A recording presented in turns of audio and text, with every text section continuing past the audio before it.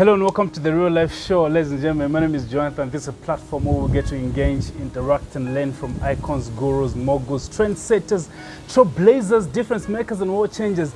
You know what I'm talking about. Talking about trailblazing and difference making. This guy right here, this guy is a bomb. Ladies and gentlemen, Millie Mo, please don't stop. That was a movement. Yeah, right? that was a movement, man. I don't know why you're gonna rush to please don't snap first, but hey, it is what it is. Thank you so much for having me here. I'm quite excited. I haven't done an interview in a long time. Like I told you, I always run away from these things, but it's good to be here. Thank you so much. How you doing, man? Good. I cannot lie. Growing up is, it's a trap, man. Don't grow up. I always tell people not to grow up like it's a trap. Just take your time, stay young, and don't grow up. Honestly, you guys are like the legends of poetry in Zambia. I love your poetry personally. I used to watch you at Winners Chapel. You used to kill it big time. When did you start doing that? So I started writing poetry in 2013. Generally, I always say it comes from a place of, I think most poets would agree with me, it comes from a place of weakness or struggle. So I didn't even know that was what was called poetry. So I was struggling with something and I just decided to say, you know what, let me just write something. About this. So I wrote it, and then I don't know if you know Gabi GP, urban movement was Gabi GP. Everyone knows Gabi GP. So I read it out to him, and he's just like, "Hey man, this is really dope. You should come through to our open mic." They used to have open mic. So I'm like, "Okay, cool. I'll come through." And then I shared it with my friend Jordan because I knew he used to write. So he's like, "Man, this is like tough. Let's go for it." I'm like, "Hey, okay, cool." I didn't go there because I didn't put it in my head. So I was scared. I was just like, nah, I'm not about to start embarrassing myself. So I just kind of let it go. But I started out in 2013 until I got an opportunity from Bittersweet Poetry Zambia. Jordan again told me, said, yo, you should come and share your stuff. I think then the rest is history. That's where I started from. Okay. Yeah. Good. What inspires your poetry? Generally, I say my poetry is inspired by God. I have always said that my poetry would never be absent of scripture, would never be absent of God, would never be absent of the hope and the love of God. I say this because I come from a place where, man, I was a mess. I don't think where I am today would be minus God. Everything is plus God. If I didn't know God, I don't think I would even be a poet. I don't think I'll be married to an amazing woman. I really don't think I'll be where I am. So my inspiration comes from God himself. But what does poetry mean to you? The way you display it, the way you speak it, I don't know, man. What does it mean to you? Okay, let me see if I can remember my definition. Poetry is a deep revelation of God expressed in a creative manner. For me, that is what poetry is to me. It's that deep revelation of God, is finding a way in which you could describe God, but in a more creative manner. My friend Emmanuel Longa, who is actually my brother-in-law now, said he actually was a poet. I don't know if he still writes, but I know poets never die. He said poetry is a 5-minute sermon. Pastors or reverends or apostles will come and they'll preach for 45 minutes, an hour plus. But for us, poetry is a 5-minute, 3-minute, 2-minute sermon. How can you bring a sermon? I should be able to be healed, to be delivered, to be saved within that 5 minutes. Exactly. So that's the whole point. Awesome. Please don't snap. You're just telling me that it was a movement. I thought that was your name, you guys. Well, generally, actually, the name Please Don't Snap comes from we started realizing that people, when they come to poetry shows, somebody will say something deep, and then everybody would snap, forget about the metaphors, the metaphors, and get so inclined to the metaphors that they would only snap because of a deep line. Then we were like, you know what? That's not the whole essence of our poetry. Our poetry is to, like you say, to inspire, to deliver, to send out a message of hope of Christ. And that was what we were looking into. So we would go to the audience and tell them, if you are not being delivered, please don't snap. If you don't want to get saved, please don't snap. If the only thing you are liking about poetry is because we are handsome or that we speak very good English, please don't snap. But if you are getting touched, you're getting moved by what we're saying, then please do snap, because then those are the rules of poetry. But otherwise, please don't snap if our poetry does not speak to liberate your soul. Generally. That's powerful, man. That's deep, man. That's deep, man. I've never heard that before. Don't do that to me, man. Yeah. Now, talk to me. You went to Kuwait for some time. What happened? Okay, so generally, life happened. Let me just be honest. I'm not going to lie about that. Life happened. We were doing poetry since 2013, 14, 15, 16. 17 is when I went off the grid. Some other guys still continued. I went off the grid since 2018, 2019. I think the whole lot of 2018 and 2019, I never shared not even one poem anywhere.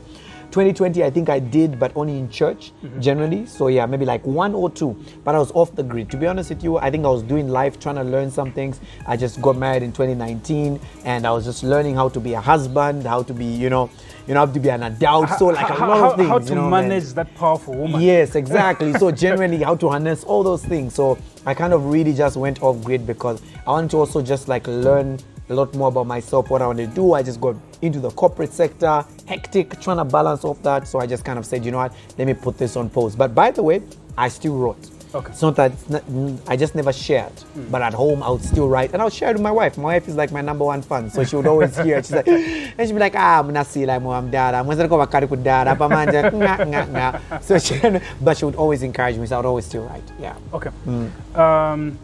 Let me ask you this question. Yeah. Poetry, is it a big industry in Zambia? Can someone earn a living off it? So listen, I kind of believe that art in Zambia is really not appreciated to the same extent as other countries. So if you look at European countries, somebody could live off their art, be it music. I think you've heard of how musicians are always complaining, saying they're not paid so much, and they're like, so it really it's a 50-50. But to be honest with you, if I were to ask me truthfully, I don't think you can survive off it yet. Because I feel like people won't give you the same ambience. I'll give you a good example of maybe poets around the world. They'll do a tour and they're gonna make maybe like $20,000, $10,000, $15,000, which is something that is really gonna keep them going. In Zambia, you're not gonna make $10,000. You're not. To be honest with you, what's the biggest amount you made? I've ever made in poetry? Yeah. That's personal, man. Where do I have? Okay, I think something that really genuinely helped me and my team was that we were, in the beginning, truth is we were never really in it for the money. Okay. It's only when life hits to say that I still gotta pay my rent, I still gotta buy food, I still gotta get clothes on. That's when I said, that was actually one of the reasons why I said I have to chill, get my life in order, make sure that my finances are straight, because I don't think Zambia has already reached that point where our artists can live off. Now we're getting there. You're seeing, I think, some of these artists and the like getting signed to labels. It's kind of really looking like it's okay. So from a distance, it's coming up. So one step at a time. But if somebody came to me and said, I want to live off poetry, I kind of wouldn't advise it for now. I'll tell them, listen, have maybe like a business by the side, have work by the side, then let that supplement. But for now, you can't really live off it. That's my own personal. So you do it for passion. Passion, bro. Passion. Right. Just because I love it. Just because I love to speak to people through poetry, to encourage them through poetry. That is why I actually decided. Now you're back, man. Talk to me about. You're back with a bang, man. I'm back with a bang, man. We've been back with a bang, man. We're just like getting back. We're trying to like. So one of the things that we realized, you actually one of the reasons why we're back. You were like the final punch, by the way. So by the way, just in case you guys don't realize, I won't mention where he works, but one time I meet him in one of the offices, and he comes out. He's like, please don't stop. And like I'm talking to I think one of his bosses or managers, and I'm like, what's wrong with this guy? Like, trying to put us stop. But generally, he was like, you were actually the final push. We've been having people come to us saying, yo, why did you guys stop? Your poetry, it was really like even like somebody would remind you of a poem you did in like 2014. Wow. And they're like, it's still holding on to me. I can't forget those lines. There's a line you said to me. I can't remember that I said that line. It's like, oh, the glory to God, hallelujah. But generally, it's just now trying to get back because we this passion on the inside keeps burning, and it's been burning and it's been burning, and now us just coming back is to like really continue to grow in this poetry sector. You have a new name. You have a new name. What's the name again? So the new name is Lighthouse Poetry. Lighthouse because if you understand what a lighthouse is those of you that don't know, it's a big tower, a big light that you can see from any distance, from close by, middle, far away. You can always still see a lighthouse. So we're trying to speak to people through poetry to tell them, saying there's a light. Obviously the light of the world is Jesus, and that light is there. Despite you being far off, you being close, that light is there, and all you just need to do is follow it. So we are hoping that through our poetry we'll be able to inspire, we'll be able to encourage, we'll be able to set the captives free, we're able to heal the sick, and really deliver those that are bound. I'm sure I'm chatting with you here, but there's one individual missing. Are you back with him, or are you back alone? So back alone. What individual is that? I don't think we've ever like split per se. We're always in contact. So obviously my partner, the Bearded King, most of you know him. So you and Jordan Lusaka? Still, we are actually, he's part of Lighthouse. Him and Easy as well. There's Nala Lalu as well. All these are friends. We just came back and said, guys, let's try and work this out and the like. So yeah, Jordan, still, we are duet partners. So I don't think that has ever stopped. Yeah. Talk to me about the show that is coming up this Friday. Is it Friday or Saturday? Saturday. This is the therapy session. Yeah. Talk to me about the therapy So session. we start our first show at the Mulungushi Conference Center this Saturday, 19 to 21 hours. Yeah. It's going to be lit, music, and poetry. Like, Yeah. we have a crazy lineup, I must say. So therapy sessions, I think that a lot of people really need like therapy. I need it. Yeah, so generally it's a show that I think is going to bring out to light what people really go through and the type of therapy they would need. Obviously, again, still bring into the light how they've overcome that, or some of them still going through, or some of them meeting it for the first time. One thing I would like to say is, in our poetry, we don't want to lie. We don't want to give fake fantasy stories. We want to give it hardcore, the truth. So trust me, even the poets that are lined up, we are scared, even some of the things they're going to say. Because everyone's like, is this a Christian event? I don't really think so. But generally, it's because we want to give people a platform to express their thoughts, to express their creativity, and to show us the light, which is Lighthouse. So generally, it's this Saturday,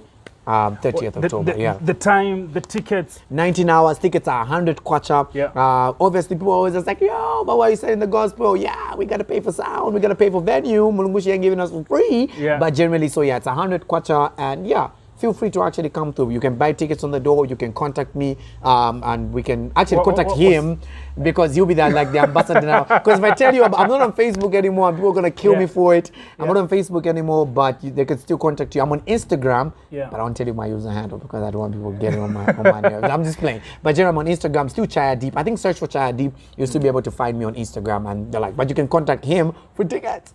Great. Man. Now, what are your last words to the viewers out there? The expectation concerning the therapy session, and just a message to the people who are excited to have you back. Okay, cool. Generally, I'm just saying that I don't think we're gonna go away this time. We're back because we believe that poetry is. Listen, we know that it's for types of people, that certain people that are just like, poetry, people just saying words, and they're like, because they're used to, you killed my father. No, this is generally for those that have never been to a poetry show. This is what we call spoken word. It is different, it is creative, it is maybe let me just do something real quick. This is back in the day when I was still like a little bit. It's just like Humpty Dumpty sat on a wall.